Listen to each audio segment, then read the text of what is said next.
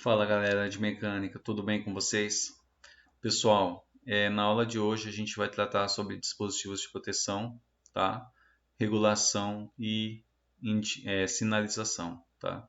Esse conteúdo era para ter sido abordado na aula anterior, mas devido ao conteúdo de circuitos sequenciais, que ficou um pouco longo, acabei separando. Eu acho que é até melhor, porque deu para aprofundar um pouco mais na aula de hoje.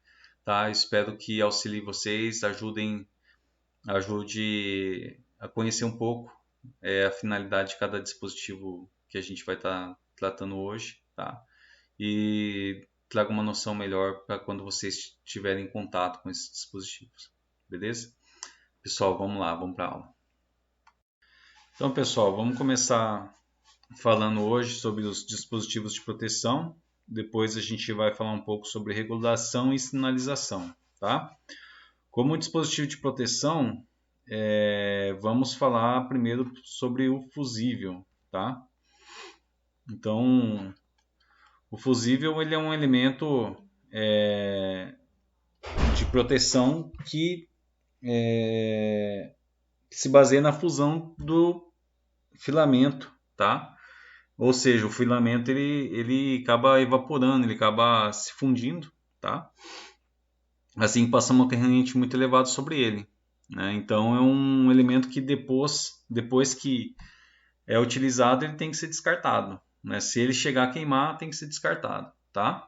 Existem fusíveis para proteção de circuitos eletrônicos, são os fusíveis rápidos, tá? E existem também fusíveis de proteção para circuitos que tenham cargas indutivas, capacitivas, tá? Deixa eu pegar aqui no Google, vamos lá na parte de fusíveis. Então, fusível com retardo, tá? Esses são mais utilizados. Vamos ver aqui, ó. Deixa eu pegar a imagem aqui. Esses são fusíveis rápidos, não são fusíveis com retardo, não. Normalmente eles são utilizados em circuitos eletrônicos, né? Em micro-ondas, geladeira, essas coisas. Aqui, ó. Esse daqui, pessoal, é um fusível com retardo, tá? Esse tipo de fusível ele é utilizado quando você tem carga indutiva ou capacitiva. Por quê? Porque quando você tem esse tipo de carga, um motor elétrico, por exemplo, a corrente de partida normalmente é muito elevada. Então, o fusível ele tem que suportar aquela elevação de corrente temporária para depois ele entrar em funcionamento normal. Tá? Então, para proteção de motores, vamos falar, banco de capacitores, você utiliza com retardo. E quando são circuitos eletrônicos, né, você utiliza esses fusíveis comuns, né, fusível de vidro, né. Esse daqui aquele que coloca que é um fusível de vidro com retardo, né. O que a gente costuma ver é esse daqui, né. Mas é devido a esse motivo, tá? Então, circuitos semicondutores são fusíveis, aqui fusíveis rápidos são esses de vidro são aplicados quando você tem semicondutores, tá? E com retardo quando você tem indutores e juntores. Aqui é o outro modelo, tá? Esse daqui é o Diazet, tá? E esse daqui é o NH, tá?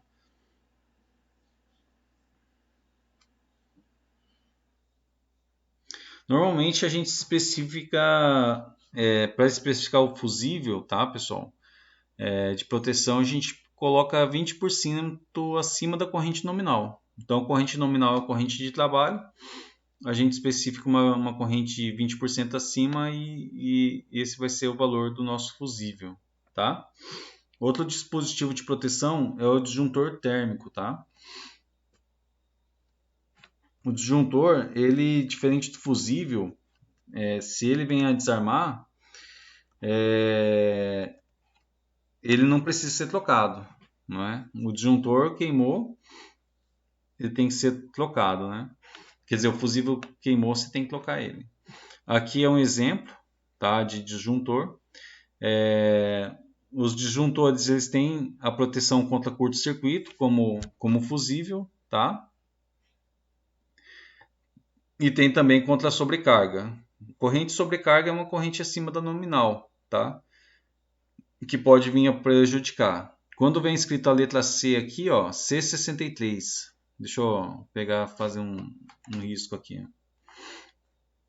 Deixa eu ver se consigo aumentar essa imagem também. Calma aí.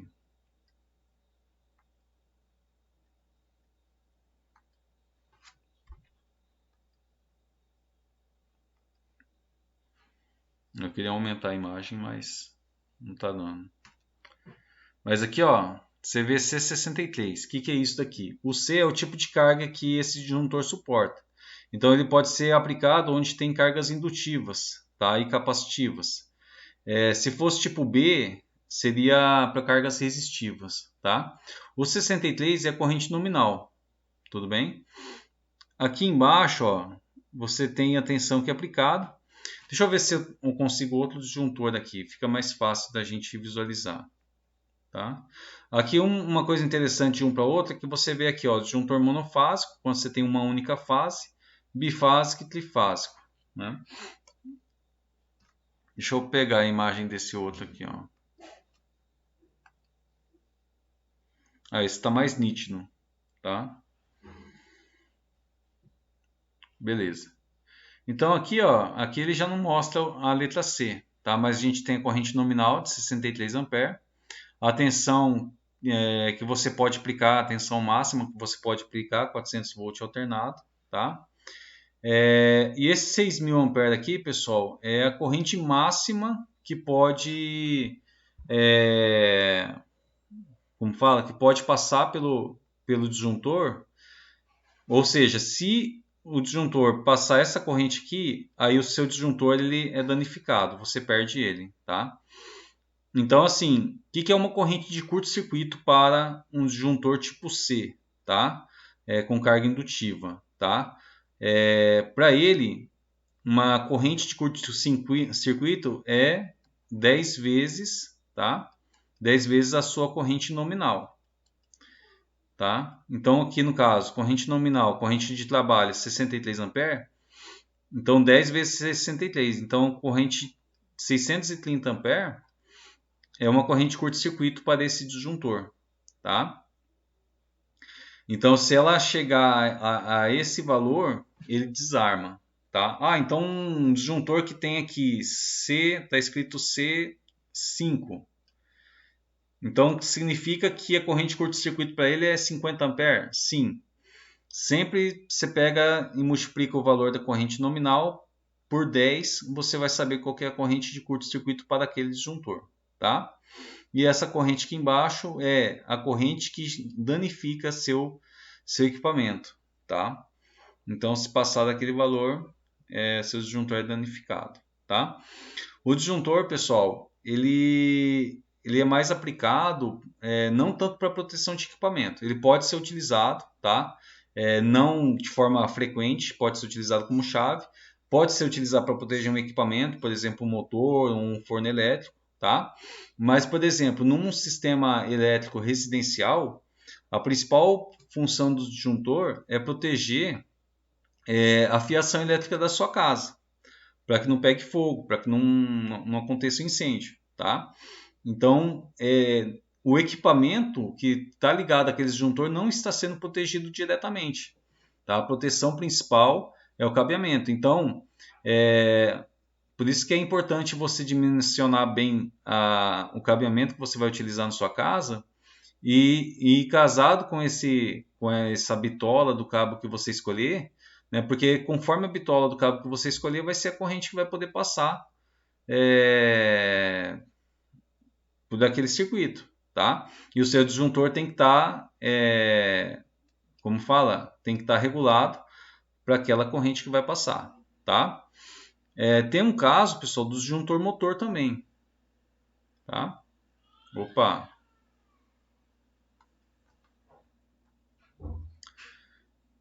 Então, assim, É... Então, assim, é importante você dimensionar principalmente a corrente nominal. Normalmente 20% acima da corrente que vai trabalhar ali, tá? Porque ele também desarma por sobrecarga. Ou seja, se estiver passando uma corrente acima do normal ali, ele vai, ele vai desarmar, tá? Uma corrente constante acima do permitido para o trabalho dele. Além do disjuntor, pessoal, a gente tem também o disjuntor motor, tá? O disjuntor motor, ele tem a proteção contra curto-circuito, tá? E também contra a sobrecarga, tá? E ele é aplicado principalmente em motores. Você vê essa parte azul aqui, você regula a corrente máxima, a corrente que pode estar passando para o motor de forma constante. Então você consegue regular conforme a potência de trabalho do seu motor, né? Então você regula a corrente conforme o seu motor. Então ele tem uma proteção direta para o equipamento que você está trabalhando, né? E se a corrente ficar acima daquilo que é permitido, ele vai atuar e vai desarmar, tá? Então, corrente de sobrecarga é o seguinte: se o seu motor, por exemplo, tem que trabalhar com 2 ampere, por exemplo, e está passando, vamos falar assim, ó, você tem o seu motorzinho lá, né? E aí está passando por ele, no caso ele tem que trabalhar com 2 ampere, tá? E está passando 3 ampere sobre ele. Isso daqui é uma corrente de sobrecarga, porque é uma corrente acima do que é permitido para o motor trabalhar. Então, o que isso vai fazer? Isso vai fazer com que haja um aquecimento internamente no disjuntor, tá? Que vai acabar desarmando esse disjuntor e vai desligar o motor, tá? Então, normalmente a proteção contra sobrecarga é feita através de bimetálicos, tá? Deixa eu digitar aqui no Google.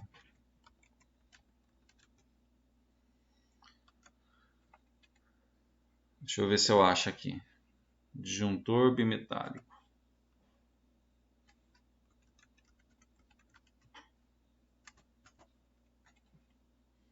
Beleza. Beleza, achamos uma imagem aqui, pessoal. Só que aqui não vai dar para ver direito. Deixa eu ver aqui. Aqui, ó, ele coloca que o barramento bimetálico, né, está nessa parte, tá? Então, na verdade, o que acontece aqui? Você tem dois metais juntos aqui, tá? Que estão unidos, só que eles têm coeficiente de dilatação diferente, então eles deformam de forma diferente conforme a corrente elétrica. Então, quando passa corrente elétrica, independente se seja cobre ou outro metal diferente, a corrente elétrica tem a tendência de aquecer o material. Então, quando aquece esse bimetálico, ele entorta, tá? Entorta e aí ele faz com que esse sistema de alavanca ele acaba desarmando seu disjuntor, tá? Então, conforme vai aumentando a corrente, o bimetálico ele vai entortando mais, então você tem ali dois metais diferentes, tá?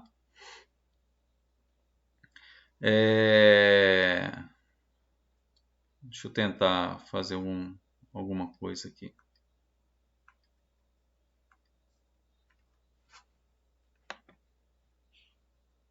Opa, fiz caca.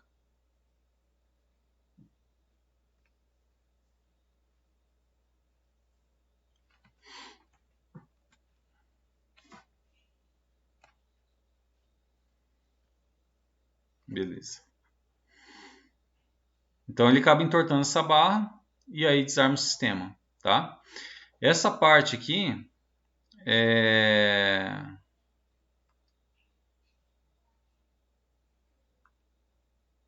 Cara, deixa eu ver se tem como voltar esse negócio. Acho que não tem como voltar.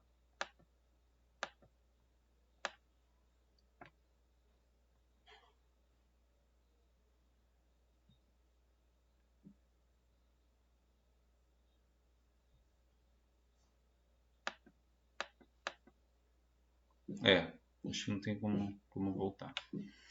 Mas assim, Essa parte aqui, pessoal, em que tem o indutor, é a parte que é sensível, tá, à corrente de curto-circuito, tá? Então, se a corrente for muito alta, esse cara aqui tem a função de atuação rápida. O bimetálico aqui tem a função de atuação lenta, tá?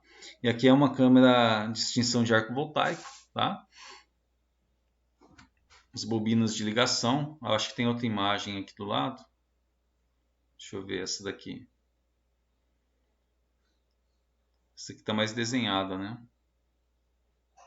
Aqui, ó, disparo magnético, né? Ou seja, a corrente elétrica passa por essa bobina, cria um campo magnético, né? E aqui a intenção é atuação rápida, né? Por caso de uma corrente de curto-circuito. E aqui é o sistema bimetálico, tá? No caso que você tem um metal aqui, ó, dourado aqui e outro metal aqui, ó. Então, conforme vai aquecendo, ele acaba também desarmando esse sistema de alavancas aqui, tá?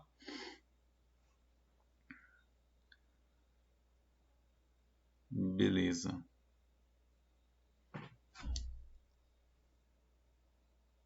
Então, assim, ele tem algumas vantagens em relação ao fusível, tá? Por quê? Porque ele é religável, tá? Então, tipo, o fusível, no caso, quando ele entra em ação, ele queima o elo interno, né? Se infunde o elo interno, você perde ele. E aí você tem que substituí-lo. No caso do disjuntor, é só rearmá-lo novamente. Ele protege a instalação elétrica da sua casa com rapidez e segurança. E pode ser utilizado como chave de vez em quando, tá? Ok, pessoal?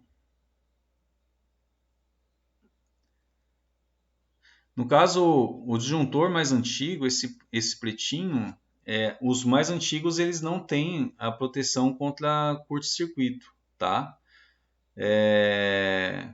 Que seria por causa dessa bobininha aqui, né? Eles têm a proteção bimetálico aqui, tá? Esses mais antigos, tá? Esses pretos mais antigos, eles não têm essa proteção contra curto-circuito e sobrecarga, somente sobrecarga, só corrente acima do normal passando sobre ele, tá? Beleza. Aqui, pessoal, sistema das lâminas, tá? Aqui está mostrando dois metais, latão e var. Então, conforme a corrente circula, ele enverga, tá? Tem essa envergadura.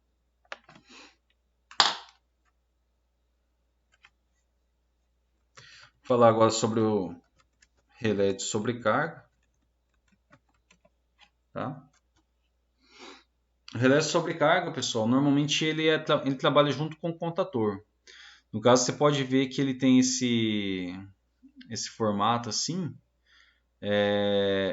que na verdade é para você ligar essa parte já direto no contator, tá?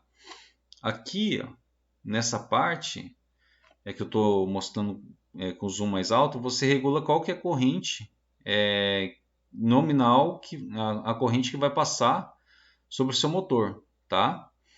Então aqui você faz a regulagem da corrente de sobrecarga do motor, tá? A corrente de sobrecarga você pode regular ela baseado no fator de serviço, tá? Normalmente na placa do motor vem o fator de serviço que indica qual que é a corrente acima da nominal pode estar passando por esse motor e o motor pode trabalhar com essa corrente por um tempo assim não tão elevado. Então você pode regular através desse parafuso que vocês estão vendo aí, ó, tem uma flechinha para cima e para baixo. Você pode regular e aí você acaba regulando qual que é a corrente que vai passar pelo seu motor, tá? Aqui no caso você tem um botão de teste, tá? E também de rearme, tá? O botão, você aperta ele dá uma resetada no disjuntor, ele desarma, tá? E também quando ele acaba entrando em ação, você acaba pressionando esse botão, ele acaba rearmando, tá? Aqui tem a opção de rearme automático e manual, tá? Você pode ver que está escrito hand e auto. tá? O que significa isso? Se você deixar no alto, toda vez, se você girar essa chavinha vermelha deixando no alto, toda vez que ele desarmar, tá, e esfriar os contatos internamente, ou seja, porque internamente o relé de sobrecarga ele trabalha com bimetais. No disjuntor a gente viu que no monofásico, o disjuntor monofásico, ele tem um único bimetálico. No caso, esse relé de sobrecarga ele tem 3 bimetálicos, um para cada fase do motor, tá? Então, se você deixar no alto, assim que o bimetálico esfriar e voltar ao normal, ele dá a partida novamente, ele permite que o motor funcione novamente, tá? Agora, se você deixar no manual, no hand ali, toda vez que o relé de sobrecarga desarmar, você tem que rearmá-lo de forma manual, você tem que ir até o local. E é o indicado, porque se está desarmando, alguma coisa não está legal, tá? Alguma coisa não está bem no motor, ou está trabalhando com carga excessiva, tá tendo alguma falta de fase, tem que verificar o que está acontecendo. Então, o mais aconselhável é deixar no manual, no hand, para que seja feita uma verificação do que está acontecendo, tá? E esses contatos aqui embaixo, pessoal, é o contato que você liga na linha de alimentação do motor, tá? Então você tem aqui, ó, 95, 96, 97 e 98, tá? Então 95, 96 contato normal fechado, 97, 98 contato normal aberto, tá?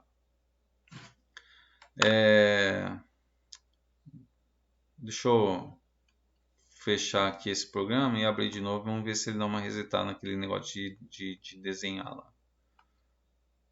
Calma aí.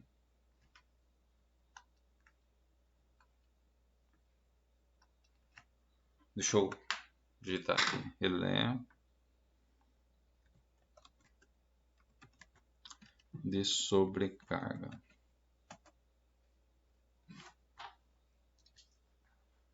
Imagens. Deixa eu ver.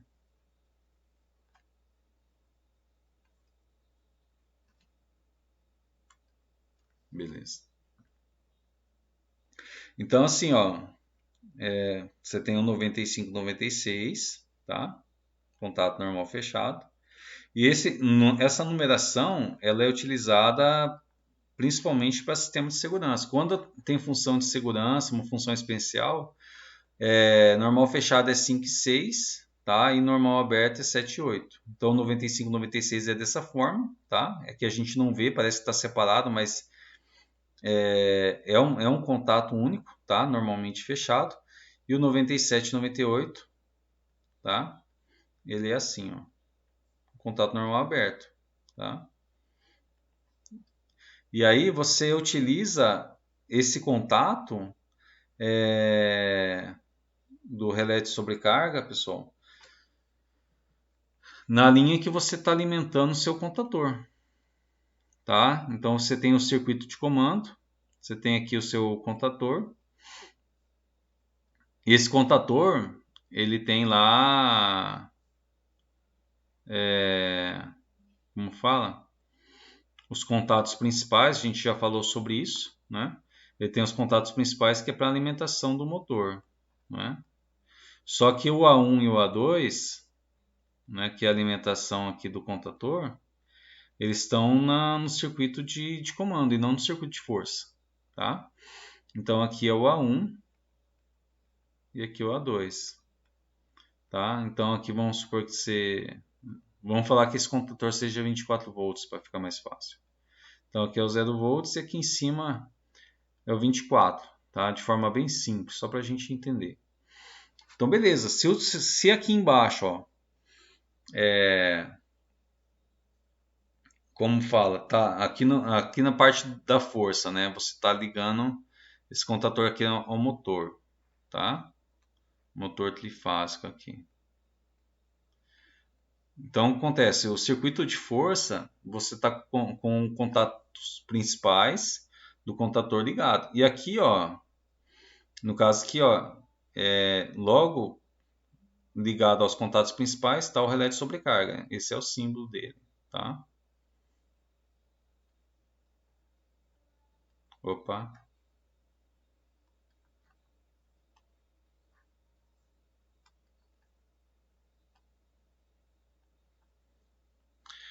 Então aqui, ó, é como se essa parte toda aqui, tá, do relé de sobrecarga é simbolizado por esses três, por esse símbolo, tá? Então esse é o relé térmico, ligado já junto com o contador. Então quando ele percebe que a corrente que está passando aqui, ó, ela é maior do que a nominal, tá? Esse contato com normal fechado, normal fechado, ele abre. E aí desliga o contador, tendo que ser rearmado novamente esse relé, tá? Ah,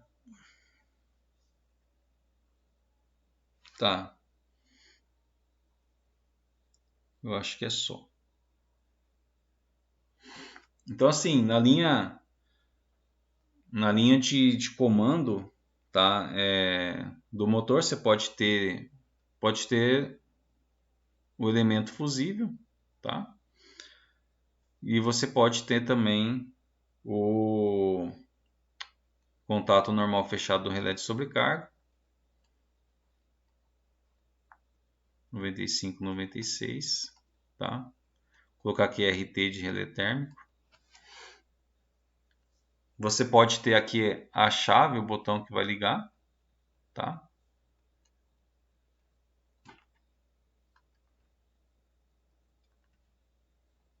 A chave que vai ligar. Em paralelo, o contato de selo do contador. Tá?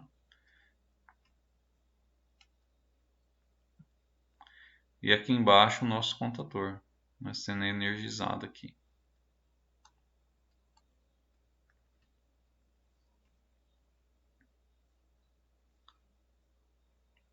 Normalmente aqui você liga num circuito de 220 volts, tá? Só que 220 volts é alternado, então hora o diferencial 200, vamos falar assim, ele está alternando o tempo todo. E pode ser, normalmente são duas fases, tá?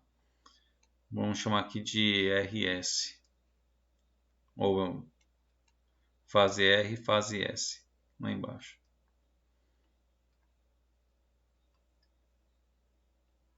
Tá? E aqui é o seu relé K. E aqui é o contato de selo K. Pode ser o 13 e o 14 do contador. Tá? Então, basicamente, aqui você está protegendo fusível contra curto-circuito, o relé térmico contra corrente de sobrecarga, corrente acima do normal para o trabalho do motor. Tá?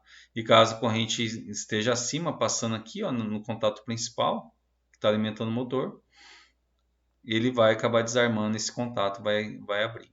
Tá? E você tem o disjuntor motor que pode substituir o fusível com relé térmico, né, que eu já mostrei ali atrás. Tá? Beleza, pessoal.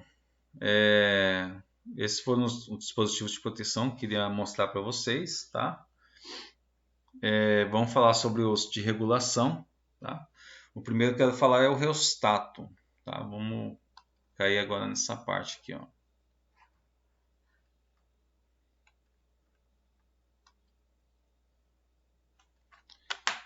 Reostato. Tá? Vou pegar uma imagem dele aqui. Ó.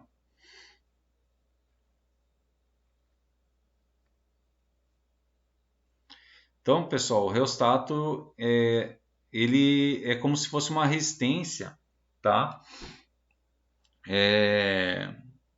Uma resistência variável, tá?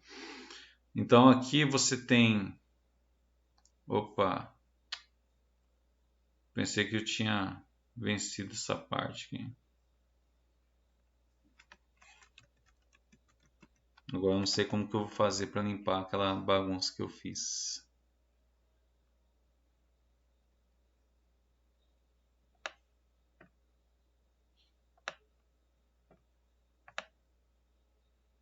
Não sei como que eu vou fazer aqui. Só apagando, né?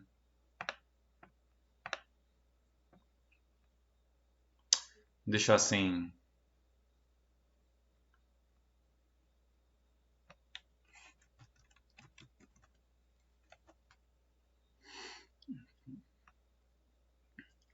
Então acontece, ó, você tem o contato A e o contato B, se você medir a resistência entre A e B, é uma resistência fixa, não muda, tá?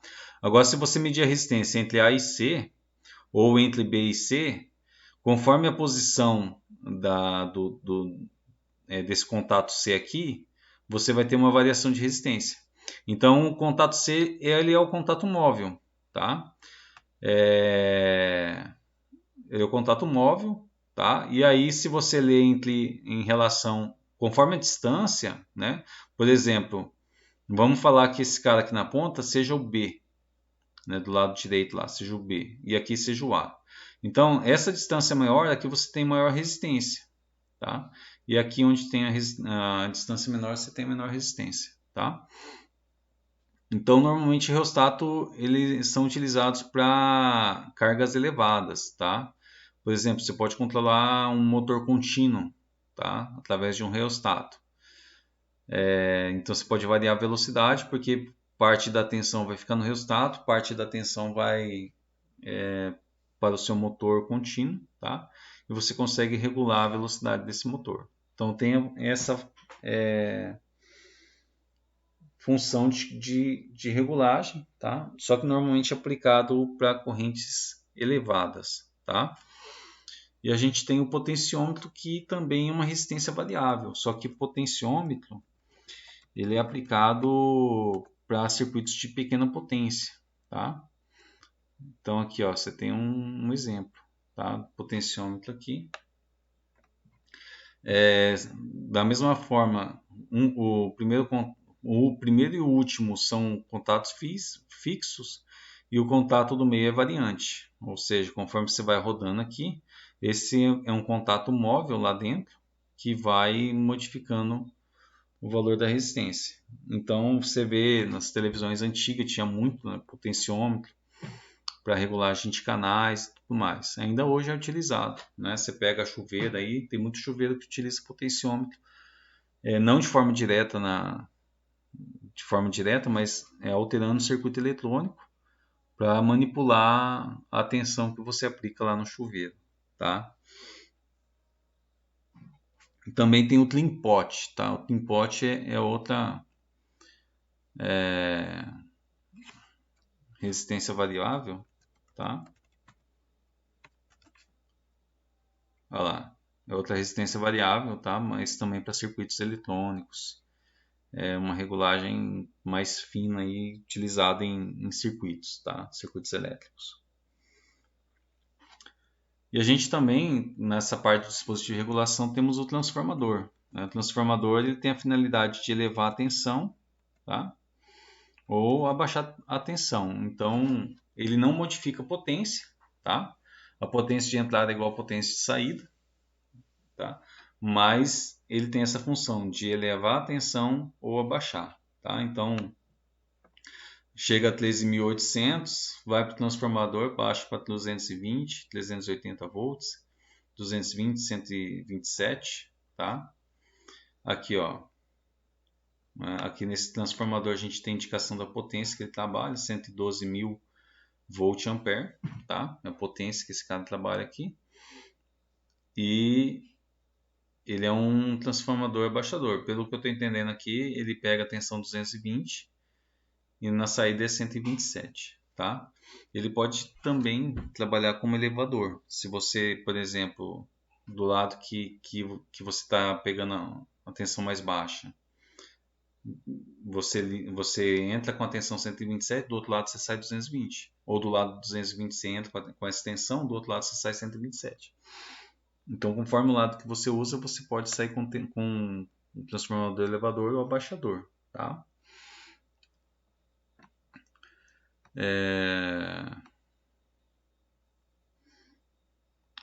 Esses daqui são mais utilizados no circuito eletrônico, né? Olha lá. Entra 110, 220 volts, sai 12 volts, né?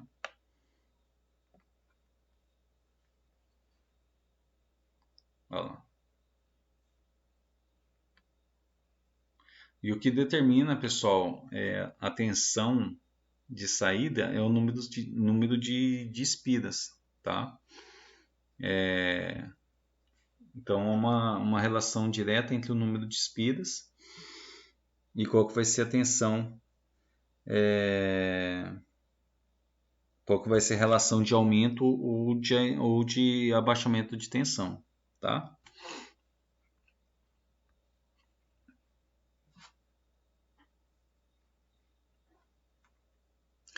O último elemento regulador que eu quero falar aqui com vocês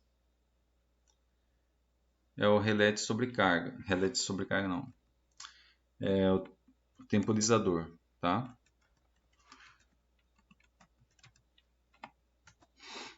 Deixa eu pegar imagens aqui.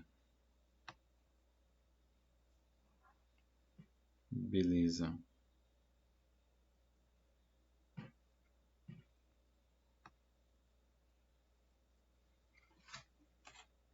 Então, pessoal, o temporizador, você tem temporizador com retardo na energização, tá? Retardo na ligação dos seus contatos, tá? E você tem temporizador com um retardo no desligamento dos seus contatos, tá? Então aqui você tem a regulagem do tempo, tá? Aqui no caso tempo em minutos.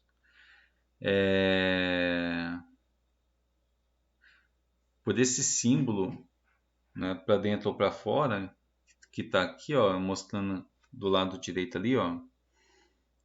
Deixa eu tirar uma foto aqui. Tirei uma foto aqui, pessoal, para a gente compreender melhor aqui, tá? Então aqui, ó, você tem a alimentação desse temporizador, A1, A2 e A3, tá? Então se você pega A1 e A2, tá? Você pode ligar ele em 220.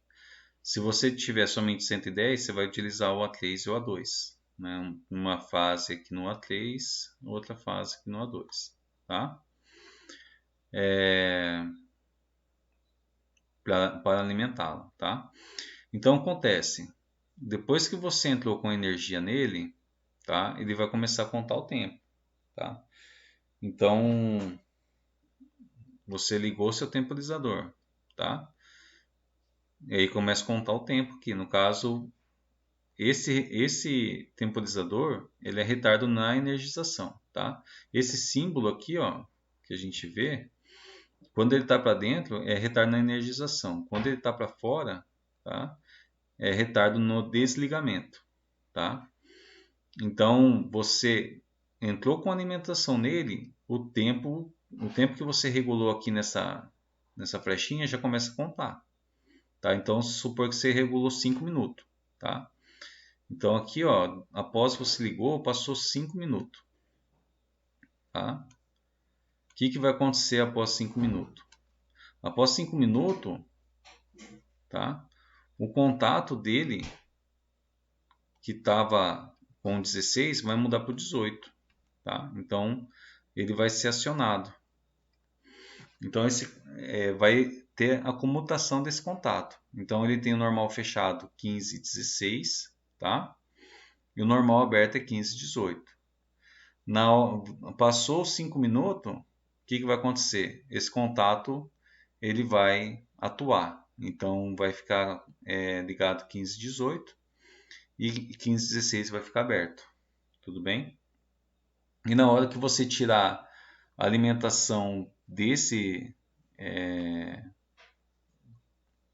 temporizador, ele vai desligar e os contatos que estão com ele também, tá? Esse cara aqui é o retardo na ligação, tá? O retardo no desligamento, como que ele age, tá? Ele age ao contrário. O que vai acontecer? Deixa eu apagar aqui, ó. Então acontece, vamos falar que a gente está com retardo no desligamento, tá? Então no desligamento na hora que você ligou o contador, o contato dele também liga, tá? Ao mesmo instante. O contato é acionado junto. Tá? Só que na hora que você desligar aqui, ó, você desligou, você tirou energia do A3 aqui, tá? Você tirou energia aqui do A3 e do A2, tá? Aí ele vai começar a contar o tempo. A partir do momento que você desliga, ele vai contar o tempo de 5 minutos, se for esse tempo que você regulou, e após 5 minutos é que ele vai desligar. Então ele liga ao mesmo tempo que você aciona, e passou 5 minutos, ele desaciona, tá? E um outro tipo é o de pulso, tá? Temporizador de pulso, que aí não importa o tempo que está ligado aqui em cima. Se você regulou 5 minutos, ele vai começar a contar os 5 minutos a partir do momento que ele foi acionado. Então vai ficar os 5 minutos ligado e vai desligar, tá? Ah, mas e se eu ficar aqui com um pulso de 10 minutos? Não importa, se está regulado 5 minutos, é somente os 5 minutos e ele vai para zero aqui a saída. Então a saída vai ficar comutada somente 5 minutos aqui, tá? Então você tem o temporizador com retardo no ligamento, na energização, retardo no desligamento e de pulso, tá? Que o seu contato tem um tempo determinado para ficar acionado, tá?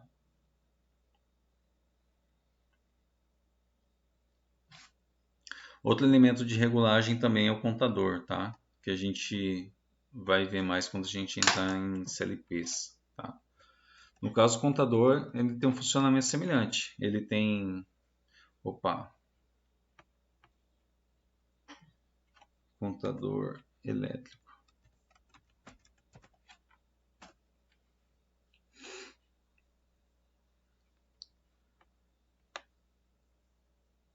Ele tem um funcionamento semelhante. Ele também tem contatos. Deixa eu ver se eu acho um simples aqui, cara. Vou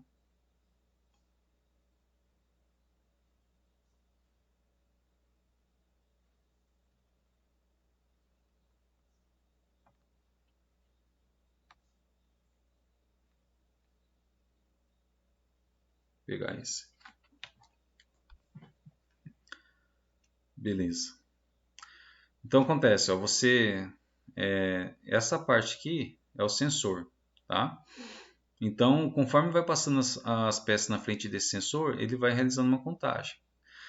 O número de baixo é o número que você pré-estabeleceu. Eu quero, quando passar 5 peças, tá? Eu quero que acione minha saída, tá? Então, ele tem um funcionamento semelhante ao temporizador. Ele também tem um contato normal aberto. Ele pode ter aquele contato em que você tem um contato comum, aí você tem um normal aberto e aqui um normal fechado, tá? É normal você ter essa condição. Então esse é o NF, esse é NA. E aí quando ele contar aqui 5 pulsos, esse contato vai mudar a sua posição, tá? Então ele tem esse sensor, verifica a quantidade de peça que passou, chegou em 5, ele muda esses contatos, tá? E aí você pode fazer acionamento de esteiras, máquinas, né? A finalidade para utilização são várias aí, tá? Beleza, pessoal. E por último, vamos falar aqui sobre os dispositivos de sinalização, tá? Chegamos na última parte aqui da nossa aula, os dispositivos de sinalização, tá? Então, como dispositivo de sinalização, a gente tem um indicador visual, tá? Que normalmente é uma lâmpada, e a finalidade, né, quando você tem essas lâmpadas em painéis, é indicar se o motor está funcionando, está ligado, está desligado. Tem indicação também em processo, se o processo está em funcionamento ou não, tá? E outro de sinalização que é muito utilizado também é o acústico, tá? O acústico todo mundo vê na rua aí quando chega perto um caminhão que está dando ré, um ônibus que está dando ré, ele emite um som acústico, né, um indicador de sinalização para indicar que ele está dando ré, né, então quem está perto tome cuidado. Essa é a finalidade aí né, do dispositivo. Tá? Então, mas os principais utilizados como sinalização são indicadores, são LEDs, tá? Lâmpadas e também indicadores acústicos sonoros. Tá? Como atividade, pessoal, dessa aula, eu vou pedir para vocês testarem, tá? Pelo FluidSim, o funcionamento do relé com retardo na energização e com retardo no desligamento, tá? Opa.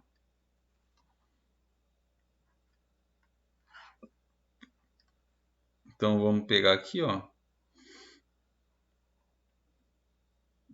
O circuitinho que vocês vão montar é simples, tá? Você tem aqui o 24, tem o 0 volts.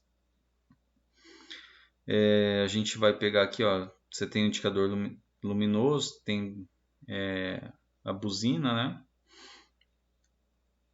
E aqui os nossos relés, ó. Relé com retardo na energização, tá? Então você pode utilizar até uma lâmpada aqui, ó. Você pode ver que o símbolo dele, ó, tem esse xizinho aqui, ó, aberto. Quando é retardo no desligamento, é esse símbolo preto aqui, tá? Então aqui, ó, o que a gente vai fazer? Ó? Vamos ligar ele. Vamos pegar uma chave de retenção. Chave de retenção é mais fácil de trabalhar.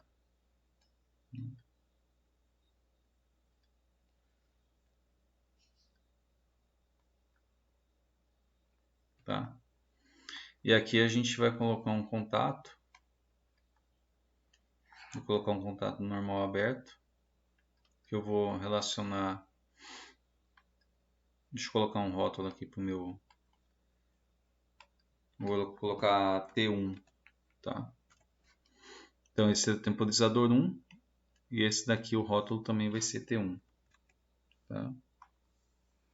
Olha lá, ele já até mostra o símbolo, não. Retardo com energização, ele fica voltado para dentro, tá? E aí, pessoal, a gente vai fazer a nossa brincadeira aqui, tá?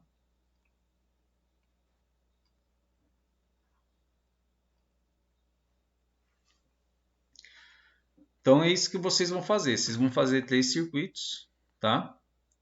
Com os 3 relés aí.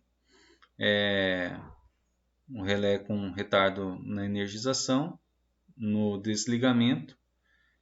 Aqui também tem o contador, tá? Vocês podem pegar e fazer teste nele, né? Entrar com a alimentação aqui e verificar seu funcionamento, tá? Então, trabalhar com esses 3 caras aqui: o contador, o relé retardo na energização, desligamento e contador, tá? Então aqui, ó, eu vou fazer uma demonstração para vocês. Vocês podem utilizar os contatos dos temporizadores para acionamento de uma lâmpada, só para a gente fazer uma demonstração, tá? Olha lá, vou ligar, ó, contou 5 segundos, ligou a lâmpada, tá? Na hora que eu desligar, desliga a lâmpada. Olha lá. Então faz esses 3 circuitos com o contador, com relé com retardo no desligamento e o relé com retardo na energização, para ver como funciona, tá? E é só isso na aula de hoje.